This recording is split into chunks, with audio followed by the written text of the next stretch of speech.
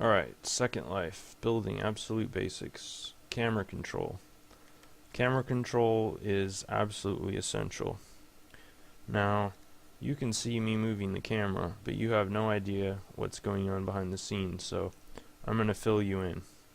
First of all, if you have no buttons held down and you left click your mouse, it's going to do absolutely nothing. Now, if you hold down the Alt key and you can see that the icon changes from a cursor to a little magnifying glass, wherever you click, that's going to become the focal point of your camera. If you hold down the left mouse button, then you're free to orbit along the x-axis around whatever focal point you've chosen. Like whatever I click on, I can orbit. And I can also zoom in and out by moving the mouse along the y-axis.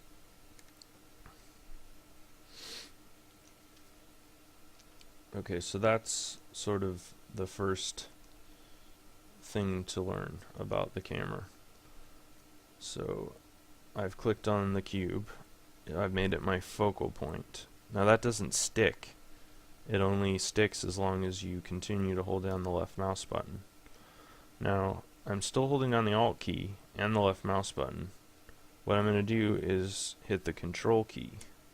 Now what that allows me to do is orbit on both the X and Y axis, so that I can basically move the camera in any direction. The only thing that it won't allow me to do is to zoom in and out.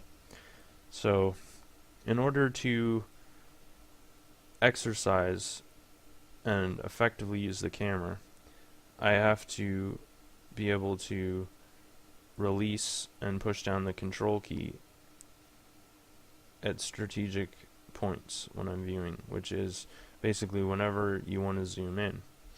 So basically my process for operating the camera is to continually hold down the Alt key and the left mouse button and then zoom in to where I want to see, often clicking to change my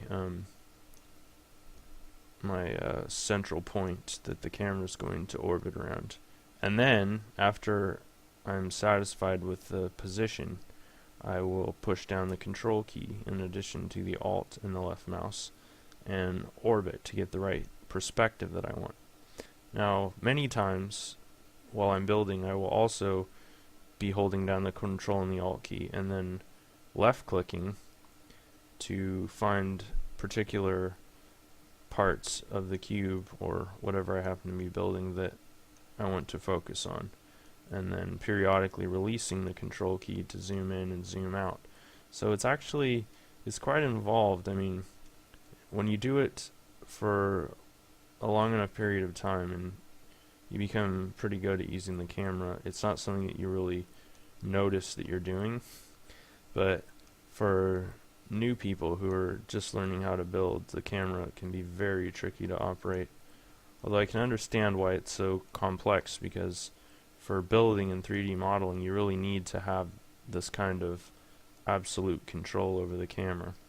So all I can really suggest is to learn like pretty much everyone else has, which is to practice, and eventually you'll get good with the camera. Now, something that's really cool about this camera, since it's basically not fixed to any perspective, although if you want to fix the camera's perspective, which I really don't recommend, you can hit the M key, and that puts you in mouse look, which is actually the first person perspective. Right now I'm looking through the eyes of my avatar at the world, and just hit escape to get out of that. But as I was saying, the benefit of not having a fixed camera is that you can basically look anywhere in the entire world. Well, within reason. You can't look all the way across the world map, but within this particular sim, my viewing distance is pretty much only limited by two factors, and the main factor to that would be my navigation skills. The sort of additional factor is in preferences, if you control P to bring those up, you'll see your draw distance here. That actually affects how far you can position the camera away from your avatar. So if you want to see really far away, you'll want to have this put to the absolute maximum of 512 meters. That lets you get this really quite impressive bird's eye view. I'm even up here in the clouds looking down at my avatar is just a speck. And of course, if you have that set down to 64 meters, this is about your focal limit right here. I can't really go beyond this.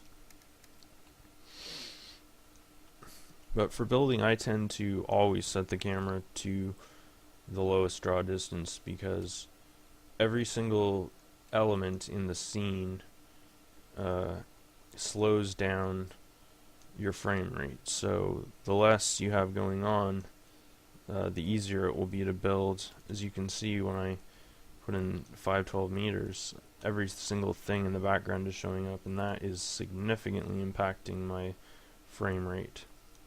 And this isn't even a very busy area. So those are just some things to keep in mind while using the camera.